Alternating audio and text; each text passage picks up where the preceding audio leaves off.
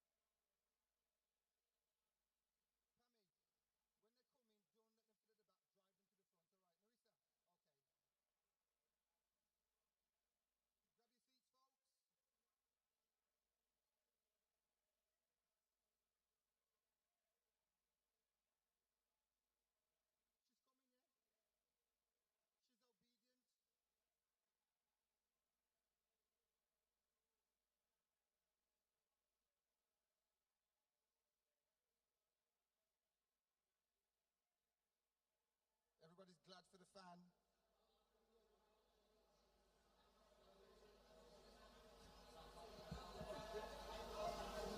Nice.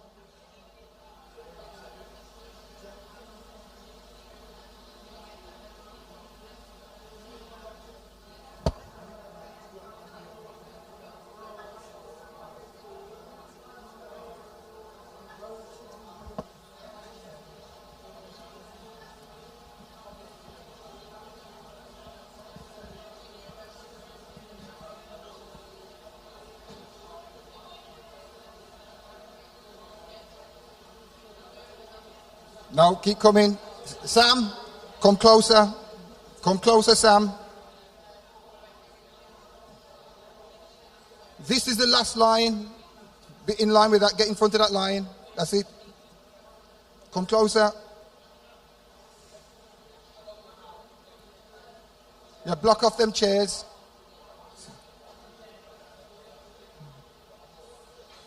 I want to create the right atmosphere.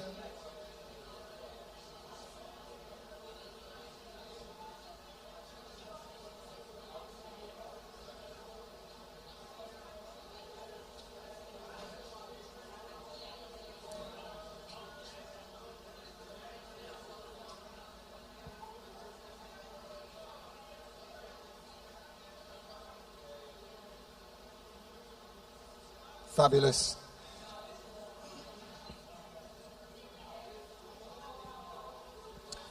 Okay, everybody, thank you. God bless you. Is everybody okay with the fan on, or shall we turn it off? Because we're going to turn them off during the speakers so they're not shouting. Is it not that hot, is it? No, we can turn it off now.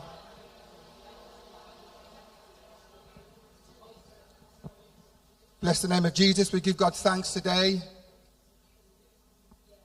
And thanks everyone for giving up their time to be here as we start our annual convocation. Today we are welcoming those who are joining us online, and for those who are here, we've got quite an interesting morning.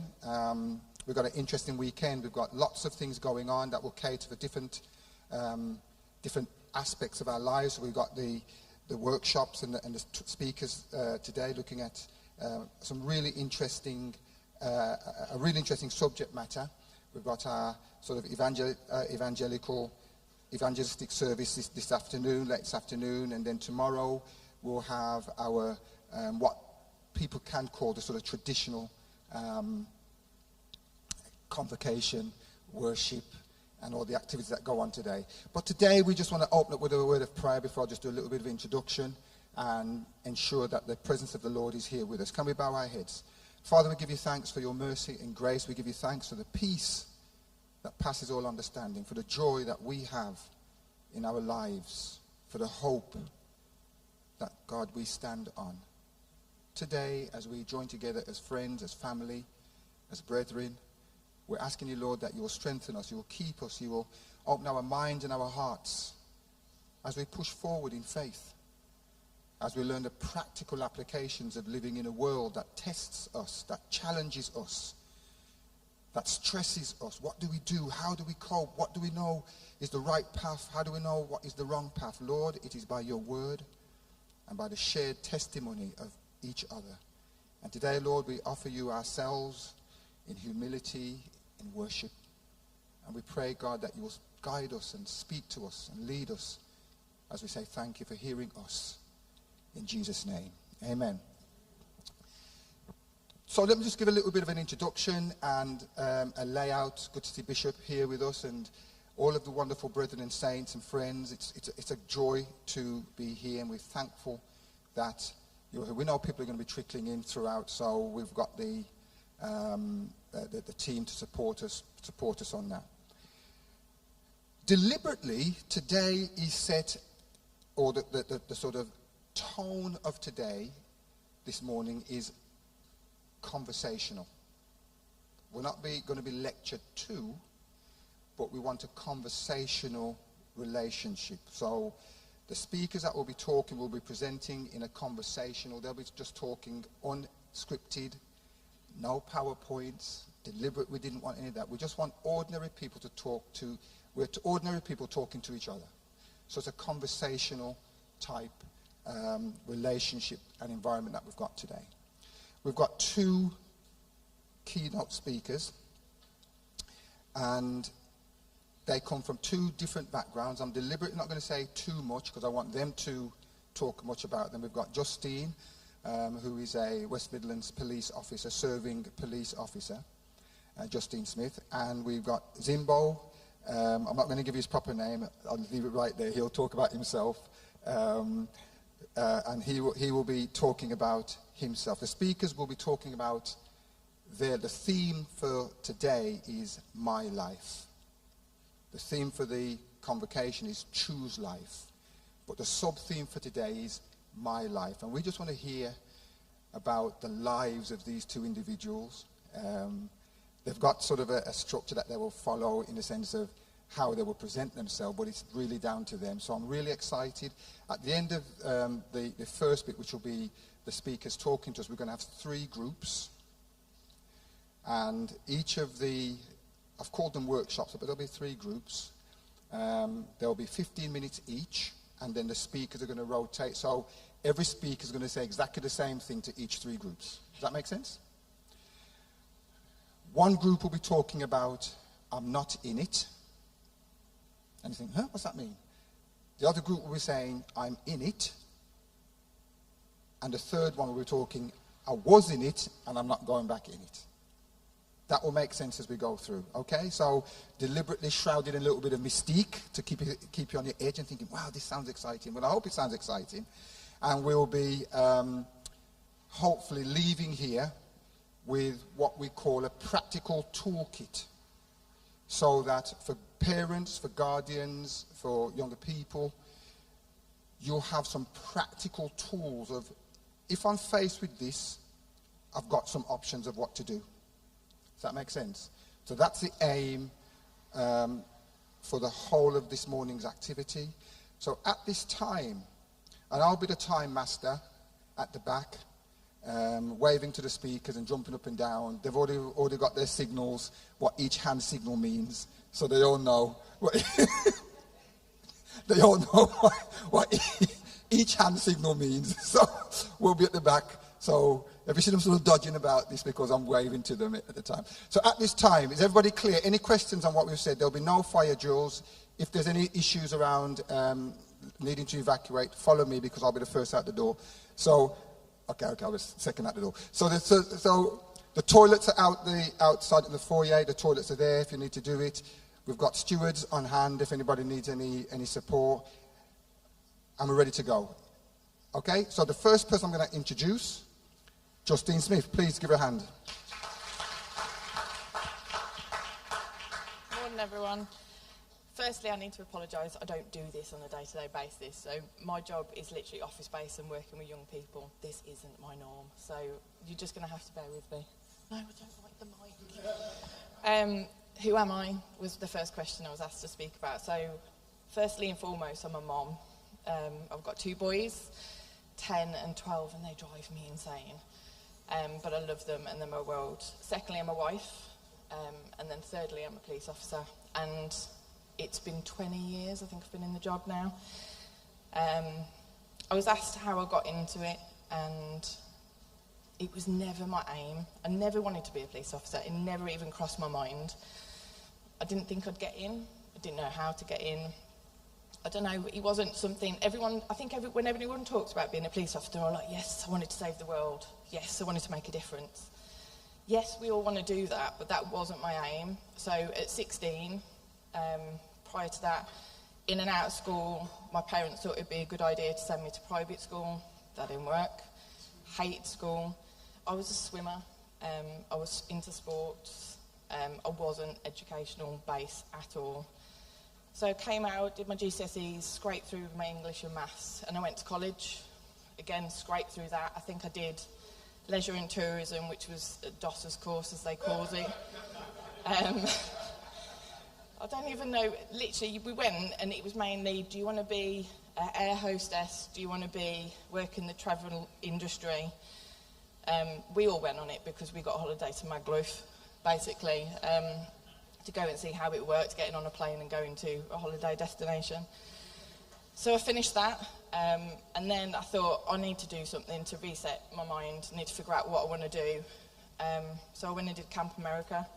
I don't know whether anyone's heard of it. Absolutely amazing, and I will be pushing my boys to do something like that. I'd push anybody to do it. I did it on my own. I worked as a lifeguard at 16, so I went and saved all the money, and I think it cost me about £400 to go to the seminars and to get my ticket, and I went.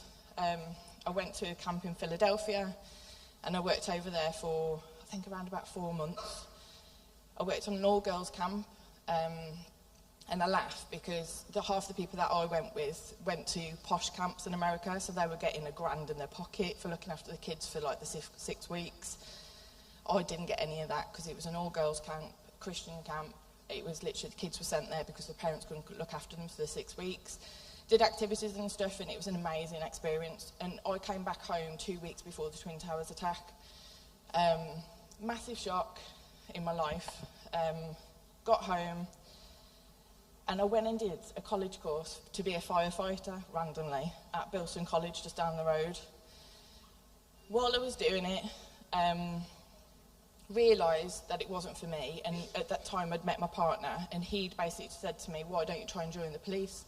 He'd just got in, good wage, meeting people, getting out in the community, we'd be set for life, retirement, good sturdy job. So I thought, okay, I'll try it. So went down to Lloyd House, did the English and maths test, passed them, and then luckily back then, how to get into the police was slightly different. It was scenarios. So I knew I could talk my way out of any situation. So going in, and there was someone jumping around trying to attack you and stuff, and you could just talk them down. That's how it worked back then, and it was brilliant because the bobbies going into those situations kind of knew how to deal with different situations. So that's how I got in. Started my career in Tipton, Sandwell. And I did 12, 13 years over in Sandwell, beat Bobby in the police cars. One of my favourite things was getting my blue light grade, so I got to drive around fast in the blue light cars to all the jobs. But that was brilliant for me because it was such an achievement. And like I said, I didn't join the police at the beginning. That wasn't my goal. Never thought I'd wanted to be in the police. Never really interested. But I knew I was a people person. I knew that I enjoyed being around people. So I got in, and then when I left the beat and I went to neighbourhood officer, so it was more small, so I just dealt with Tipton. And then I decided I wanted to be a schools officer, so that was my job. So I went and down, did the schools officers. That's when I started to work with young people. Oh my days, it's challenging. I think my role now is mother, social worker, counsellor, therapist to these young kids that I work with, but it's my life. So not only am I a mum and a wife at home, at work I also feel like I'm a surrogate mum. So my job now on a day-to-day basis is an offender manager, that's what we're called. I absolutely hate that phrase because, yes, I deal with young people. They're not all, well, they get into the offending life, but they do want to get out, trying to figure out how to get them out. So I work with young people that have been arrested for, say, robbery, thefts, gang activity, and again, I hate that word. So all of the young people I work with, and I've got about 16 on my books at the minute, are entrenched in gangs, county lines, lifestyle. Whether they want to put themselves in those situations or not, whether they want to admit that they're in those situations or not, it's hard because they're like, why are you in my life? I'm not in the life you're telling me I'm in, if that makes sense. So we work closely with mentors, which is what we're coming up, and they are my saving grace. I am, as you can see, a white female, blonde-haired mom, and the majority of the young people I work with, unfortunately, are black, young men. And that isn't because I choose them. We get told who we work with because of the criminality and because of the things these young people put themselves in. So my caseload is, I think I've got 15 young black men, I've got one white young man, and I've got a young female. We are getting more young females coming through the doors on our books, and it is scary.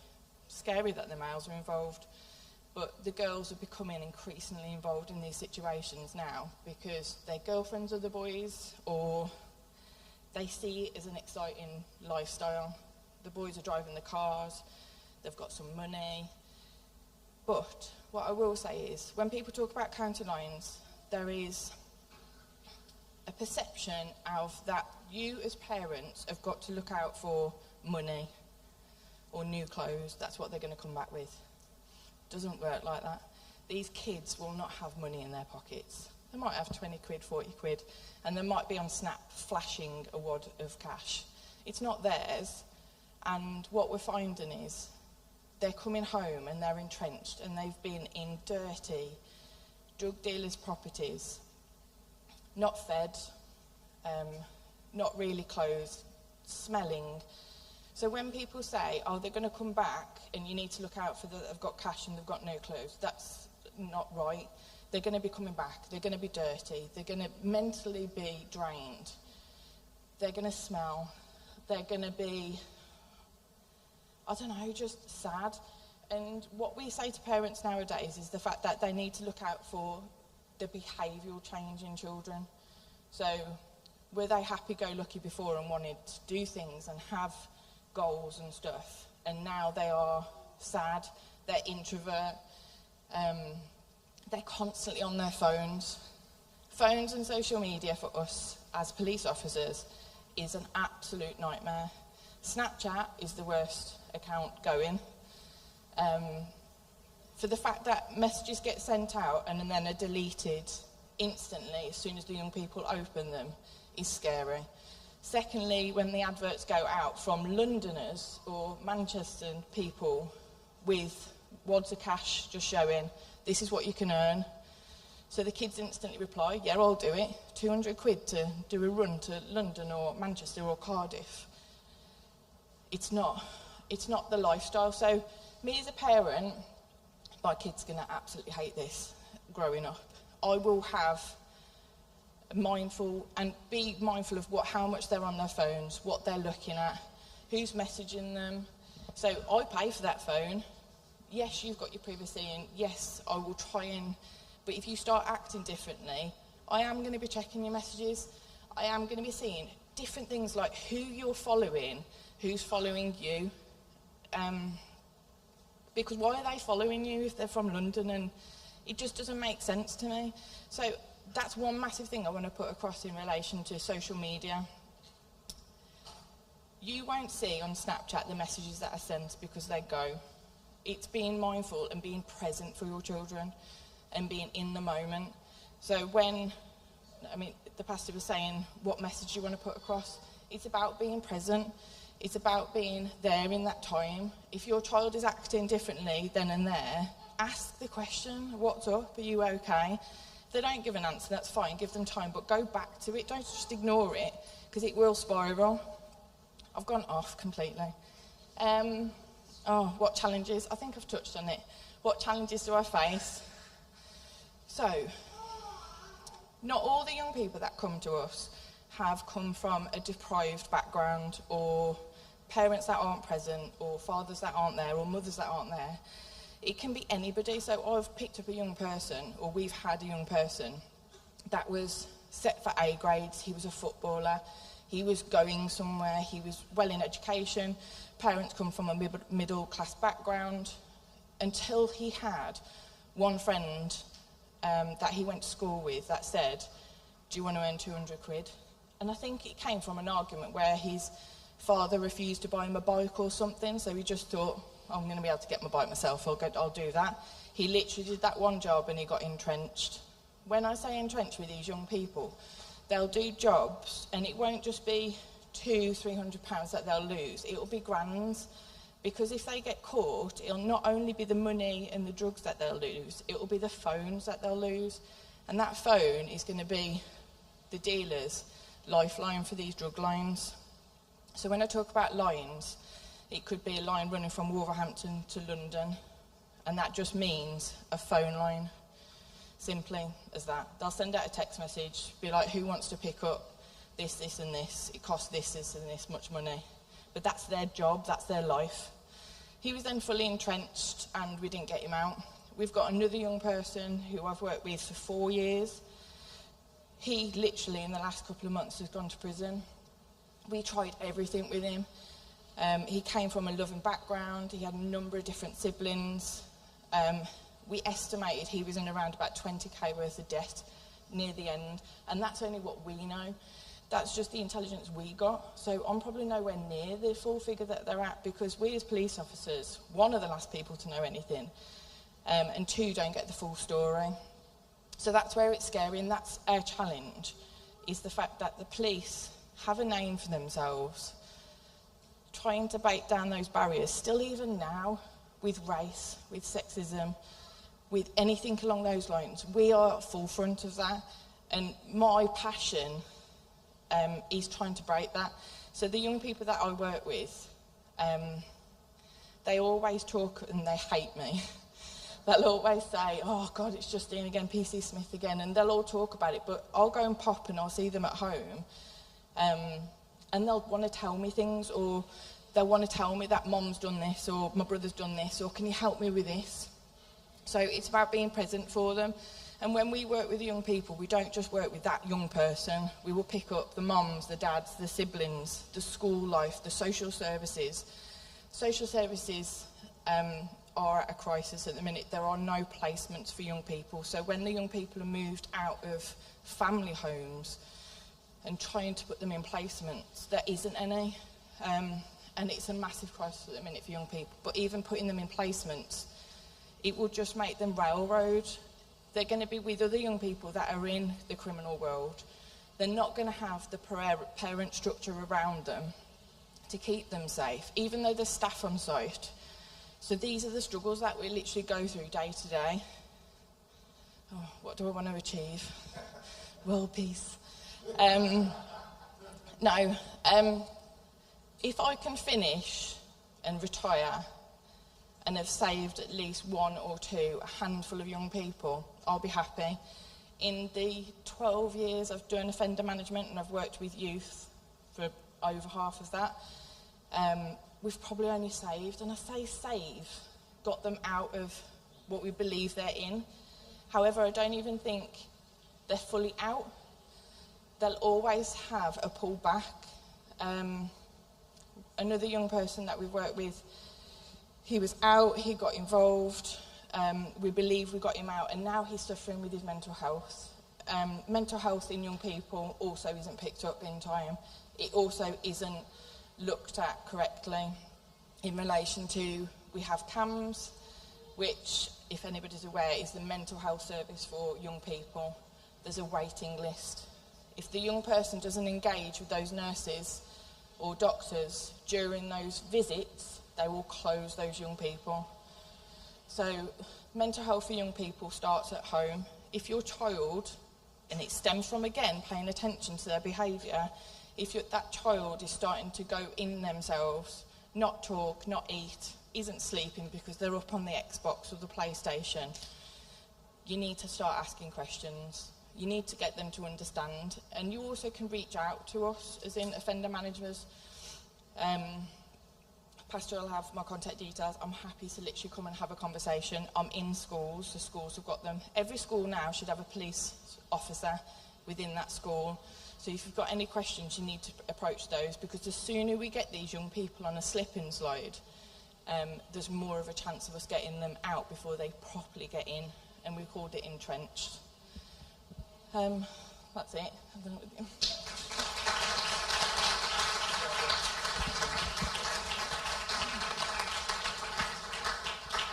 Wow. Just a snapshot of the life of Justine, a West Midlands police officer, serving police officer on the front line. And I think just listening to a little bit about her, an ordinary person coming from a background that, you know, I suppose a lot of people get anxious about, I remember when we, being at school, and you want your kids to be the best. It was the SATs at the time, and you'd bring it, doing all these kind of things, and they get to a point where you have an expectation for your children, and that expectation at times drives you to despair, because you spend a lot of time panicking over them, worrying over them, and getting anxious over them. And I remember telling Minister Colin a story about I saw it in the news years ago about a dog walker walking by the sea, and a wave came and washed the dog into the sea, and the owner was panicking and, oh my God, running around. And in the end, the owner jumped in the sea to try and save the dog, and the owner died. And the dog just swam out without a care in the world, and the owner died. And that's how many of us are. We spend more time worrying, when we took our children to school for the first time, and we're outside the school weeping our eyes out, and the child's there crying for mommy and daddy. And then after a while, you look through the window, the child's playing with the next mate, and you're still crying, and you go home and you're weeping. And there's this sort of mental discipline that we have to have, that it will work through. And as long as you've done the right thing and given them the right tools in life, your children will be fine. And today, just Justine, and now look, she's on the absolute front line, dealing with the most challenging things in life, trying to pull people away from the brink, because you know that it's not good, and still, I suppose, trying to keep your own self sane, because I can imagine the frustration you must go through when people don't listen. So we're going to be giving you opportunity to ask some questions in the workshops. Everybody okay with that? So that's why we're going to give you 15-20 minutes in each, and you'll be able to talk to the speakers and ask them questions about their life. At this time, I'm really pleased. We've got plenty of time now for the next speaker, and I'm just going to introduce him as Zimbo, and he will do the rest and talk you through his own life. Give him a hand. Thank you. Love, light and blessings, brothers and sisters. Hope everyone's feeling good. Thank you to Pastor Derek for inviting me down. So as Pastor Derek says, my name's Zimbo. That's just kind of like a nickname. My real name is Simeon. I'm trying to say I'm a business entrepreneur, I'm a community activist, and I'm a musician at heart as well. I've always been a musician from very young. So I'm from Birmingham based. I grew up in an area called Aston. So I was born in like 82, so I was in the 80s baby. Before I even start, I'm going to say this is because I want to start with part of my message. So the first part of my message is, your way of thinking will define the outcomes of your life. Can we all agree on that? I'm going to say it again one more time. Your way of thinking will define the outcomes of your life. I'm hopefully, as I talk about my life, I'm going to show you how my way of thinking literally shaped my reality. So, as a child, I grew up in a house of 4 boys. I was the oldest brother, 3 younger brothers, and my mum. Father wasn't present, so there was no father figure within the home. But there was still a family, no father figure within the home.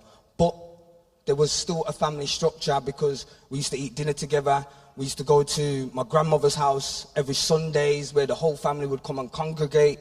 We was well family orientated. And if you remember in those days, 80s, early 90s, the culture of our community was very different to the way it is now. You would go to our parents' house and you would see pictures of Marcus Garvey on the wall, Malcolm X. You'd see all these pictures. So the culture, our culture was very different. The music that our parents used to listen to at the time was reggae, lovers rock, and it was that kind of environment. It was about love, blessing, social awareness, us as a people sticking together. That was our environment, and that was my environment as a child. So in primary school, I was quite good. Very good academically. I've always been good academically, all the way through school. Even now, I'd still say I'm very good academically. Then we're coming to now the late 80s, early 90s. We see the emergence of films like Boys in the Hood, Menace to Society. Then we're seeing like the music started changing. Like reggae become ragga. And then the message within the music started changing. The hip-hop started changing. So before then, hip-hop was like KRS-One, Public Enemy. And these guys used to talk about political, but they were very politically aware. And they used to talk about upliftment as a people. This kind of helped to shape my mindset at the time as a child. So at the time as a child, I can remember always wanting to be good in school, always wanted to do well. In fact, I never wanted to be at the bottom of the class. So this is probably why I was very good academically, because I was very competitive. I always wanted to be the best. If I got low marks, I'm still like that now. If I don't get the highest marks in my class, I'm wounded. Like I always want to get the highest marks. I'm very competitive like that. So when we get to the early 90s, the culture started changing. And if I'm going to be honest, I started changing as well. My mentality started, my mindset started changing.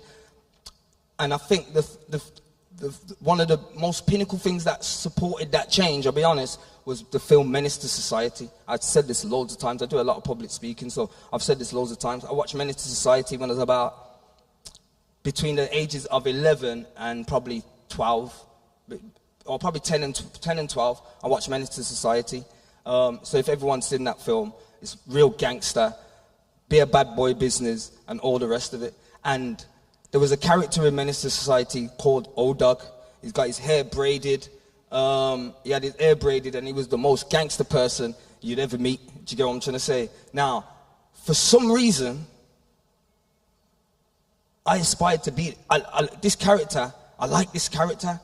At that point in time, I fell in love with this character. I thought to myself, yo, I want to be like him. And that was the first person I ever wanted to be like. That's the first person I remember ever wanting to be like. O-Dog from Menace to Society. At that point in time, I was nothing like that character, nothing at all. But as it says, the culture started changing. I started listening to like gangster rap, Master P, West Coast hip hop, and this, I'll be honest, and now I've learned that this started to shape my mindset. This started to shape my character and started to shape who I was. So at that time, I was about 10, 11. And at this point in time as well, I was also in a group. So I used to be in a dance group called Footprints. We used to travel around the country, performing, dancing, and rapping. So I was in that group from I was about 7, and it finished when I was about 13. I stopped when I was about 13. But from 7 till 10, we was around the country training, and we used to train like 3 times a week. So we used to have a manager who was my uncle. And he used to train us 3-4 times a week, and then we used to perform. So this is first lesson, very important for the children. Make sure they've got something to do. Make sure they've got an activity that they're doing outside of school. that's taking up the majority of their time. Do you get what I'm trying to say? It's very, very, very important for a child. And you'll see why after. So within this, I started dancing, and then I started rapping, and the group became very big in the sense of, we started entering competitions, and we never lost the competition. No word of a lie, traveled around the country, we never lost the competition. It got to the point where when we was entering competitions, the people who were putting them on would say, no, we've heard about you guys, we don't want you to enter the competition, but come and perform anyway for us. So we started doing that. Then it got to the point where record label was looking at us. So we had record labels looking at us now. Money started to get involved. And what happened with that was there was a fallout between one of our parents in the group and the management. This was because the money starting to get involved now. Yeah. So with that, the group split.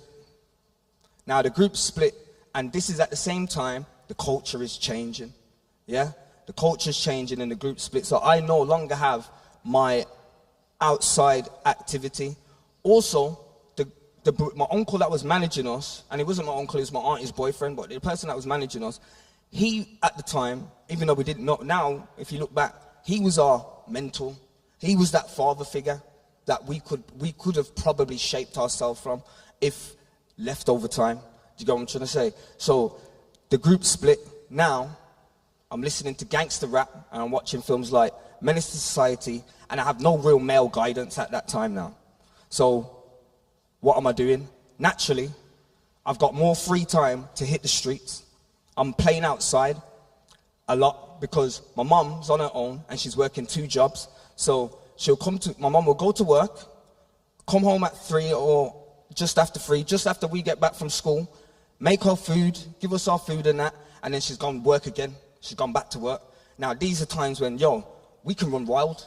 We're out here now. And the area that I grew up in was full of boys, and it was very boisterous. So all we used to do is play fight, and then everyone used to think we were bad. That's when we started to take on the bad boy characteristics. Everyone started to think they were bad boys. By the time I was 14, 15, I was in beef. I was in warfare, gang warfare. I was from Aston, and we was getting, at one stage, we was getting bullied from the youths in Answorth, and then we just started to say, all right, it's safe. We're not going to get bullied no more. Man are going to start picking up knives. We started rolling around with knives, choppers. I remember when I was about 15, 16, I was taking axes to school, like big axes in my bag and stuff like that, because we thought man are going to come to the school. So we got into a little bit of beef. It weren't even serious that time. Although we was carrying knives, it wasn't that serious that time. By the time I got to 15, we started to roll with some of the older lads now because we started carrying on with ourselves, and we started to do badness because we're beefing. We started to do badness. The elders started to look at us. These youths are on it. And a lot of the time, this is how it goes. So when you hear, I'm going to cut a bit. I'm go into something. So when you hear the notion of gang members grooming children, let me show you something. Not a nogoso. The youths are getting groomed at home when they're watching TV, they're listening to their music, they're watching their social media. This is where they're getting groomed. So you see, by the time they're able to hit the streets, they're already that way of thinking. They already got that mindset. And what I would find is that, or even when I got a bit older and I was one of the older ones, it's like the youths because the youths know what you're on. The youths are coming to you, put me on, give me some work, let me get involved, because now they're aspiring to it. Do you get what I'm trying to say? So I got involved in that heavily. By the time I was 16, I was in college. I was carrying a 2-2 to college because we was in beef now. This was the first time I had a gun, and I never bought a gun, but because some of the older lads knew I was on job. Hold that, do your thing, run around with it. So I was going to college, had a 2-2, and then after a while, like my mates that weren't in college, they was making money, and I'm in college. I need to eat food, so I left college. I just started on the road and hitting the streets. I got to the height of the food chain in terms of gang orientation and gang culture. By the time I was 18, 19, I'd done my first prison sentence. I went to jail for firearms, possession of Class A's with intent to supply, and I got like 6 years. I came out when I did 3 years and a bit, and I came out when I was 24. Now, when I came out, another thing to go back on is I didn't stop making music. I didn't stop rapping. So although the group split, I continued to rap, and the rap, the music, the message within the raps that I was writing were now based on the lyrics and the lifestyle that I was into and I was aspiring to. So the raps became very gang orientated, kill this, kill that, sell this and sell that. This was before UK rap was even around. Do you get what I'm trying to say? But I got a little name from it. So much so that by the time I'd come out of jail, people were still listening to the songs that I'd put out before I went to jail. And now I was a local superstar. I was flying the flag for the gang. You know what I'm trying to say? I was like one of them. So of course, when I would come out, it's like, yo, Zim's out. Now I've got a whole heap of youths that were down here before I went to jail. I had nothing to do with it. All these guys are grown now. Everybody's grown. All my little brothers are big, taller than me. But yo, they're looking up to me now because they're following my message. So they're looking up to me.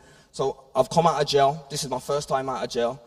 And within a few months, I got my gun back. I'm robbing again. I'm selling drugs again. And I got youths now.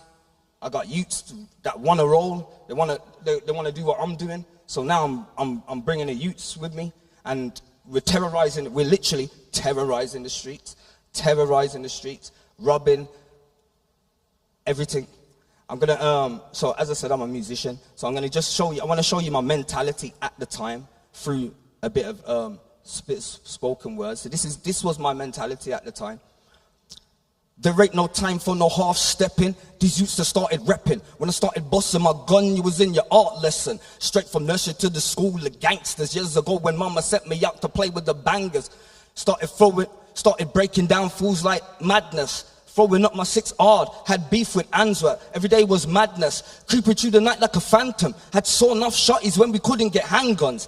That ganja baby, so I'm definitely my dad's son. Don't kick ball, but my villa is Aston. Let me take a breath and go again. With a brand new strap, I'ma open up his head. Ain't no touching in the legs round here. It's brown bread. Only God, no man I fear. And that said, I'ma ride and go anywhere. Live life without any care. Skinny, but I got buddies like and Gluggy there. So that was, if you understand what I was saying, that was my mentality. That was my thought process. And the information that I was taking on. So the way this has happened, let me explain the way this has happened. Poor environment. Poor environmental factors, no father figure, mum working 2 jobs, too much free time, and then poor information, negative information. The poor environment left me vulnerable, left my mindset vulnerable. The poor information programmed the mindset and shaped the character. So all that jumping up and down in the music that I was listening to, I used to listen to that kind of music religiously to the point where sometimes I'm in my bedroom, 15, 16, no lights on, and I'm screaming music with the most wildest message. So that shaped my mentality. It shaped my whole way of thinking. This led to a whole heap of traumas, trials, tribulations. I've been to jail like 7 times. I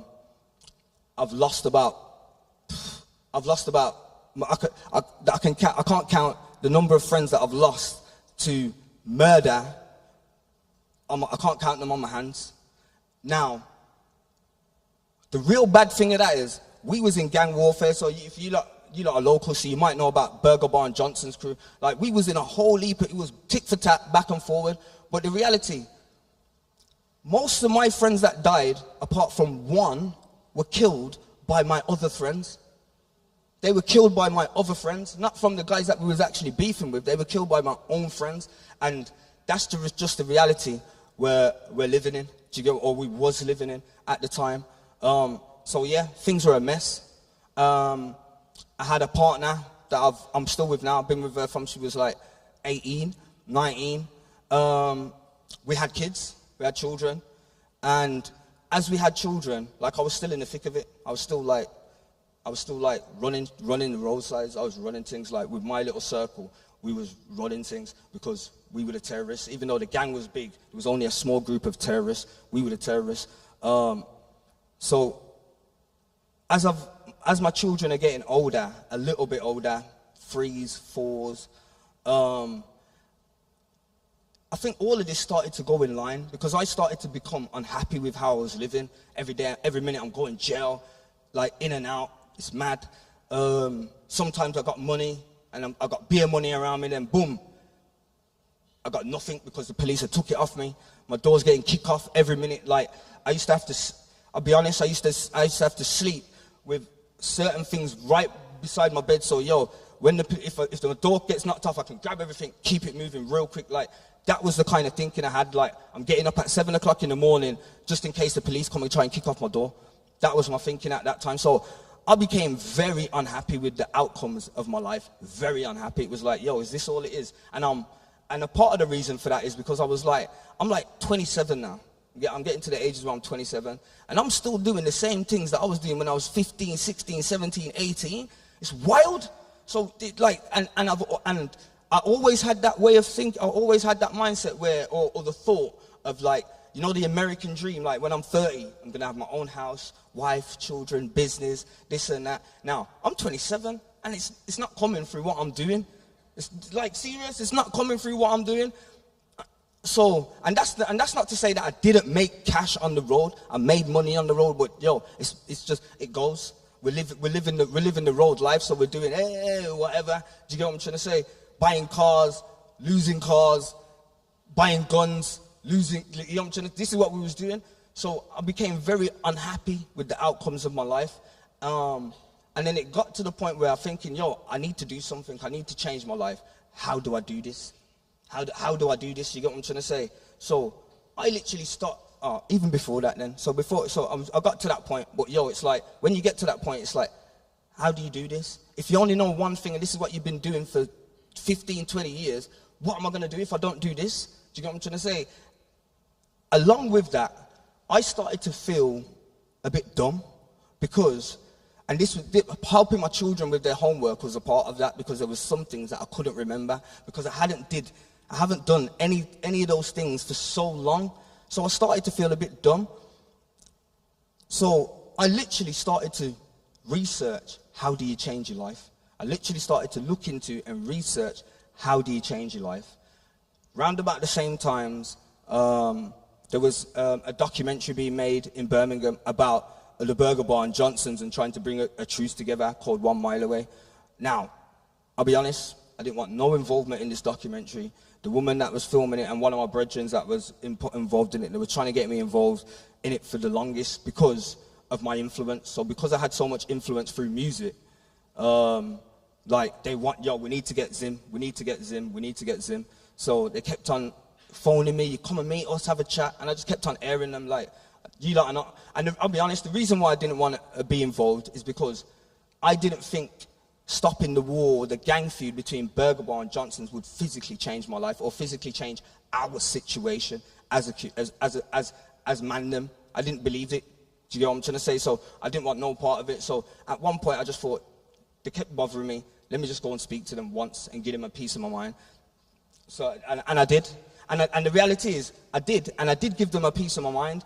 And in that point there, I said something so profound. I made a prediction, which I didn't have no real understanding of. I says to Penny and the guys that we met, I says, look, listen, if Burger Bar and Johnson stop the beef today, nothing's going to change.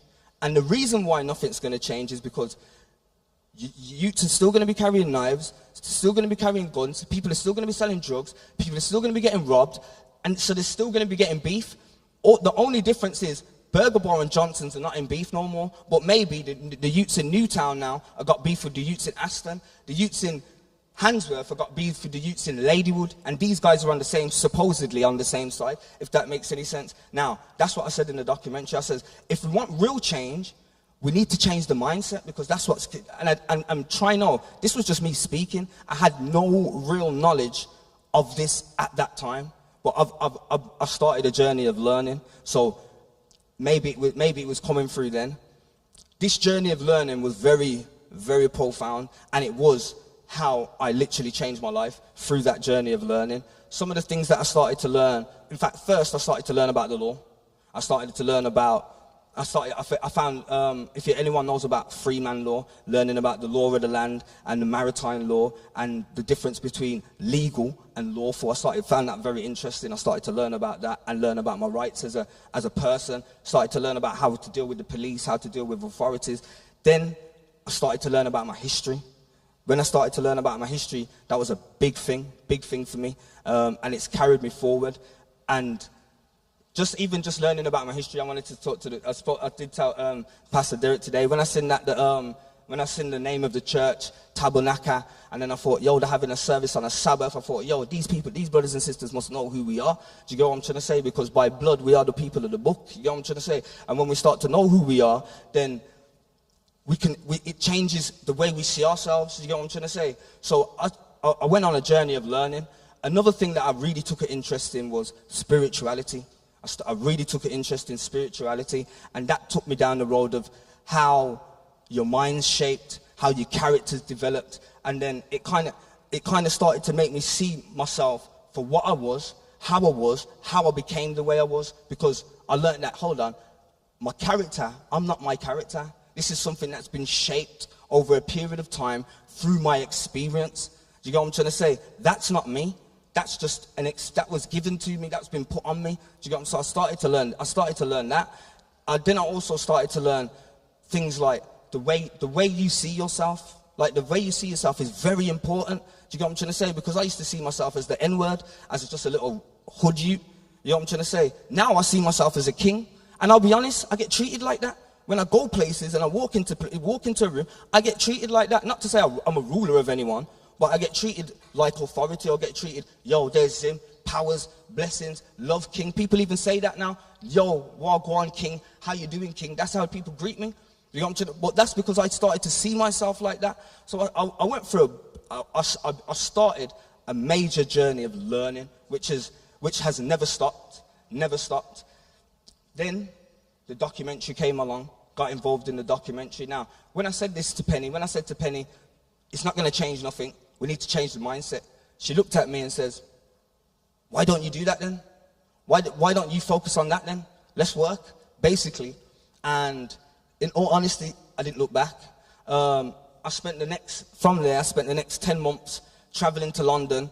So I kind of stopped, come away from the roads a bit. And in all fairness, I kind of had to, because I was put on tag. I got put on tag. And yeah. Yeah. I got put on tag. But this was because I'll be honest, I was at the point where police made it very hard for me to move, because my cousin got murdered. So my little cousin got murdered. I was there, and the police were waiting for me to retaliate. They knew something was going to happen, or something could happen, so they were waiting for me to retaliate. So they was all over me like a rash. I was on Observate, I was on Obo.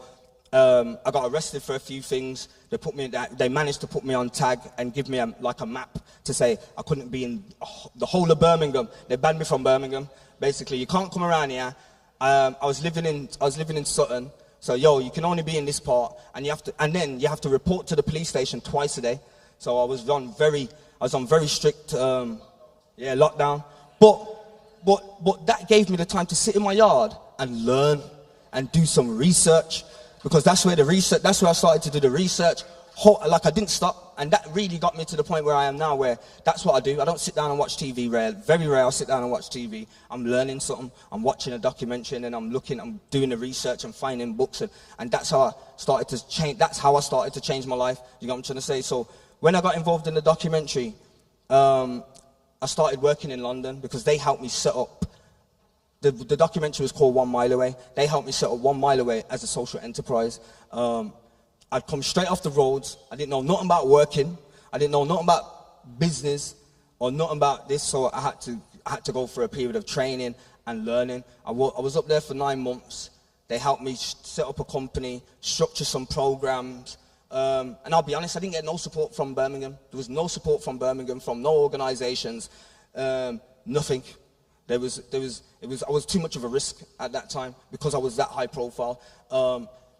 So I got the support. Then in 2013, I come back to Birmingham and we started to begin operations. We started to deliver workshops in schools and mentoring. We did that for a number of years. And in fact, when the documentary came out, we was running a campaign. So this is when I first started public speaking, and we started doing public speaking now. That made a major impact on the city.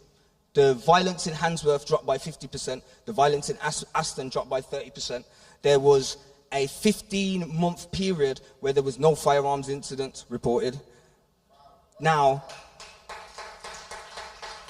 if you go to the 15 years, 20 years previous to that, there was firearms incidents reported every week. And a police officer told me that. It says that there were some major changes that made.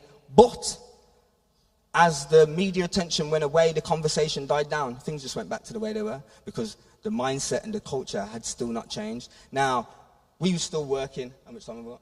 All right. We were still working, so we was running programs in schools and doing a lot of mentoring. And we were getting good outcomes.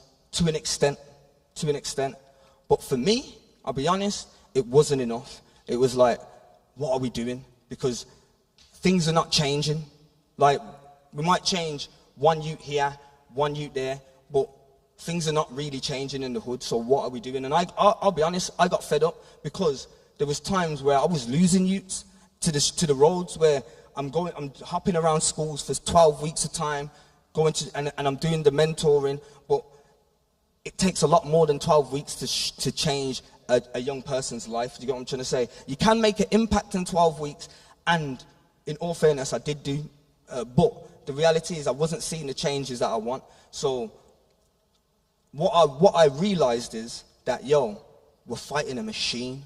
We're fighting a machine that's got the minds of our youth, because it's like I could work, and this has happened. I've worked with a youth for 12 weeks, and these are a bad group of youths. Worked with him in his school, and this youth became a leader and a role model within the group. You know what I'm trying to say? School year's done. Seen him in. I've gone to play scheme to drop my daughter to play scheme. I've seen him there. I'm like, what are you doing here? So I'm volunteering. Powers. How come you volunteer? He said, I was listening to you, man. I don't want to be on the roads, innit? So I'm here. I was loving it. Proper. School terms kick back in. Then holiday season again. I've gone back to the play scheme, saying to the man, then where's my man? Like, he's gone, blood. I'm like, what do you mean? He's on the road, innit? He's on the road. I'll be honest, see, after that, I'm like, this is not making it for me. This is not what I'm here to do. I'm not here to program a youth and then leave him and then is what you call it. We need to deal with the machine, because the 12 weeks that we're there, we're challenging the machine. But you see, when we left them, they've got this machine feeding them with this negative mindset and this negative culture that's teaching them to be the worstest type of human beings, to basically be low lives. I'm going to keep it real, to be 100% low lives. You get what I'm trying to say? We're fighting a machine. So I kind of brought myself away from that and thought, okay, then what can we do to kind of emulate what the documentary did? So we started to do more content, and started to speak to the youths and the public through that. And we did that for a long period of time. We worked in probably every school in Birmingham, and done a whole heap of projects. So I've gone through a whole period of working with youths. Now I've run another organisation called Mind's Eye Development, which is less focused on gangs and knife crime and stuff, and more focused on supporting the upward social mobility of young people and families. So when I say upward social mobility, I'm talking about supporting young people and families to climb up the social and economical ladder. That's what I'm focusing on now, as well as focusing on trying to address the machine that's programming our children. Do you know what I'm trying to say? And I probably haven't spoke about the things that I've done since I've come off the road, but I've done loads. I've spoken around the country. I've supported young people around the country. I've supported families around the country. In fact, I don't get paid for mentoring now, but I still mentor. Do you get what I'm trying to say? Moms and parents call me. They message me on social media. Can you come and speak to my child? Can you do this? I'll still do that now, just because I feel like if I get the shout, I kind of have to. if that makes any sense. Some of the things that I've achieved with this mindset, I'm gonna go back a bit now. So I want to tell you some of the lessons that I've learned, some of the lessons that I learned through my thingy. Now, I always grew up believing I was a product of my environment. Do you get what I'm trying to say? I literally grew. I used to say it in my raps, I'm a product of my environment. When I was in jail, I was one of my sentences. I was in jail, and this is as I'm going through my learning still, and I'm reading a book, and the book says, "You're not a product of your environment. Your environment is a product of you." And I'm in jail, but I'm in prison now, and I'm looking around, and I'm thinking, what? How is this a product of me? I had to sit down and think. Like, I literally had to sit down and think, hold on, how did I create this? How is this? I didn't create this. I couldn't have created this. But you see, when I look back, I started to analyze my life, and I started to look back, and I'm thinking, rare. Like, when I was 13, who did you want to be like? I wanted to be like old dog. I wanted to be the bad boy. But you know what it is? You see, when you're that age, when you don't see the realities of living that life. You see the glamorized version. You don't see your door getting kicked off every minute. You don't see your brethren dying and things like. I've literally seen my blood dying. Do you get what I'm trying to say? I've seen them fall. You don't see your mates going to jail for 30 years and not coming home. You don't see yourself going to jail for 30 years and not coming home. Those are the realities of living that lifestyle. Do you get what I'm trying to say? So I had to really think, how did I create this? And then I said, yo, you gained those aspirations, and by the time you was 19, you became that way. So I've took on a new way of thinking. I'm not a product of my environment. My environment is a product of me. So now, how do I change that? How do I change my environment? Do you get what I'm trying to say? Continued my learning. Now, what I learned is your way of thinking. This is back to what I started. Your way of thinking will define the outcomes of your life. Your way of thinking is going to define whether you're going to be successful or whether you're not going to be successful. Do you get what I'm trying to say? And I took on that lesson, and I started to then shape my mindset based on where I want to be in life. Do you get what I'm trying to say? And although I didn't see it happening, after 10 years of doing that, I looked back and thought, my life's changed. Do you get what I'm trying to say? My friends have changed. All my friends are positive. We had to sit down and we reason and have positive conversation, how we're going to take over the world and how we're going to change the hood. We have that's the conversations that we have on a daily basis. Do you get what I'm trying to say? So where I lived, in fact, where I live now, I used to sell drugs around there. And you know what? I used to drive around there because it's a nice area, and I used to think, yo, how do these druggies live around here? I need to live in this place. Why can't I live around here? I'm living there now, and I'll be honest, I'm moving soon because I'm looking more. Do you know what I'm trying to say? Like, this is where I live now. To me, it's like the hood. But when I used to come around there and shop, I'm thinking, yo, even when I moved around there, I didn't realize until about 2 years after, and I remembered, remember when you used to drive around here and used to say, yo, I want to live around here. Now I've done that based on changing the way I think, changing my character. Not only did I change the way I think, I reshaped my character. I consciously reshaped my character. I'm gonna finish with this now. So I start with what I says. I'll finish with how I started. Your way of thinking will define the outcomes of your life. Now, if your way of thinking defines the outcome of your life, why are we not teaching our young people to consciously create the way they think based on where they want to go? Because a lot of us don't think about the way we think. Now, when you actually realize that your way of thinking is literally going to shape your whole life, you will start to think about the way you think. Is my thinking going to take me to the right place? And there are ways to take control of your thinking, because I've done it. There are ways to take control of your thinking and shape your thinking based on where you want to go. Now, I've got a degree in business. I'm doing an MBA in business, in leadership. I'm doing an MBA in leadership as we speak. I'm running my own organization. The organization that I run for, we're funded by the council at the moment. We've been funded by the Police and Crime Commissioner. We've been funded by the West Midlands VI Violence Reduction Unit. And I did that with no help. After I got the support and the training, I had a mentor who really taught me about business, funding, this and that, and he worked with me while I was in Birmingham. So when I came back to Birmingham, I got the support of one brother, and he really mentored me and taught me how to run and shape my social enterprises to the point where the last organization I had, the media company, I didn't like the direction it was going, and I got it to a good position. And because I didn't like the direction it was going in 2021, I removed myself and set up and started again. And now I'm doing contractual work for Birmingham City Council. So he supported me to get to that level, but he left me to do my thing for a while. He said, "You don't need me now. Do your thing, you get me?" But now he's my business partner, and I'm still learning from him, and I'm still taking note, because now that's what I'm trying to shape myself off. You get what I'm trying to say? So again, I'll finish how I started. Your way of thinking will define the outcomes of your life. So we need to consciously create the way we think based on where we want to go. Thank you.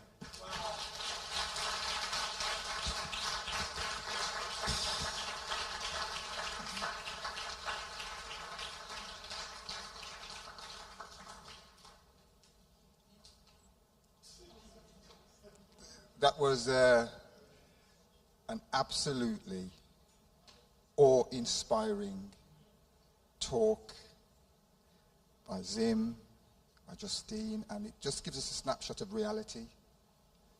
And it's really important that we communicate this. I know we've captured this recording. We've got to make sure people get a chance to watch this, because it's real. And what really gripped me was the sell. Things are sold in a package that makes you want to buy it. But actually the content is not necessarily always what you think you're getting. And what you see on the tin. And listening to Zim and even Justine, and just talking about this is what it looks like, but actually this is what it feels like. And there's a complete disconnect there, a little bit scary, because you think, huh? And to see you standing here in such a powerful, a powerful young man, talking to us about that side of life that actually some of us only actually seen in films. Some of us are never ever. Some of us are goody two shoes. Our world is not that world, but that world that you spoke about. I don't know, and I want you to listen back to this, because the contrast between Justine's life. You spoke about the role a phone plays in the life of young people today. They're always on their phone. The young people who have been in that world, they're not coming back with posh trainers like we believe, or a big 60-inch TV. They're coming back smelly. They're coming back dirty. They're coming back mentally challenged. Those are the things you said in your talk. But that's not how it's sold. That's not the image. You're going to come back with loads of money, and you're going to be able to do this and that. The reality of it is that our girls and our boys are prostituted out. They become mules, running drugs, the county lines. There's a whole industry out there. This is what we as parents need to know. And the telltale signs, which we're going to talk about in the workshops, about what should we be looking at. Why is our kids locking away themselves in a room? Why is the phone glued to their ears? Who are they talking to? What's their conversations? That's the reality of it. So I don't know how to even come after that. I mean, it was just so absolutely outstanding. Can we just give our speakers a hand?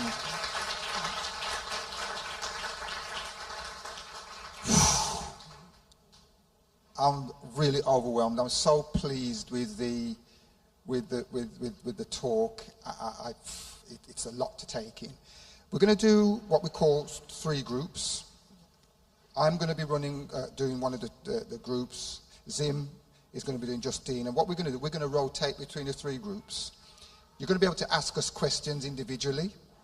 And we're going to leave each group maybe 1 point, but if we can push to 2, that'd be great. And what that is, a key message that you take away from here.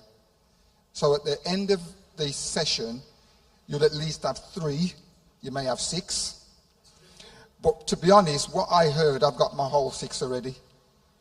I've already got my key messages, what to look out for, the telltale signs, how do I get out and how do I stay out? And that positive mind, and I love that, the battle is always here, isn't it? It ain't physical, the battle is here. And if something has captured your mind, they've got you. So you need to be strong enough in your mind to know what to push away from you and what to take in. Yeah?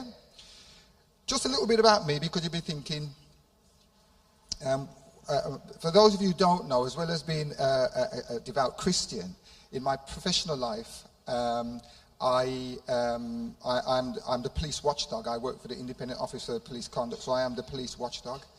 I'm the regional director, so I cover half of England. So I've got 14 different forces under me, as well as some of the national agencies. Before that, I used to be the advisor to 2 prime ministers. So I worked in cabinet, I worked at the Home Office, and I used to be advisor to Tony Blair and then David Cameron. I also used to advise the Secret Service. Some of you don't know that about me, but I used to work and advise the Secret Service. I also advised the British Army when they were fighting in Iraq, some covert stuff. So my background of working in that field is quite extensive. If you're interested, you'll probably see some of my CV on the internet. My national role, I used to deal with human trafficking. So I've written and published work in national, international journals. I used to work with the FBI, the CIA, Interpol. And we used to work about human trafficking. I also used to work and advising the government on dealing with what we call OCGs, or organised crime gangs. So that is a bit of my secret, mysterious world from which I come from. And I led the national agenda and trying to reform the lives of young people to get them out of that life. In 1989, I set up a project that worked in schools, mentoring, so I'm also a trained and qualified mentor. So I've been doing a lot of work in my years. I'm an old dog now, so I'm not as young and gorgeous as these two over here, but I've got a little bit of age in me. So I'll be sharing a little teeny bit about that, but not to take anything away from the outstanding talks we've had today. And again, we're going to be listening a bit more. So how we're going to divide the room, and we're going to all stay here because it's meant to be, as I say, a conversation. So I'm going to ask,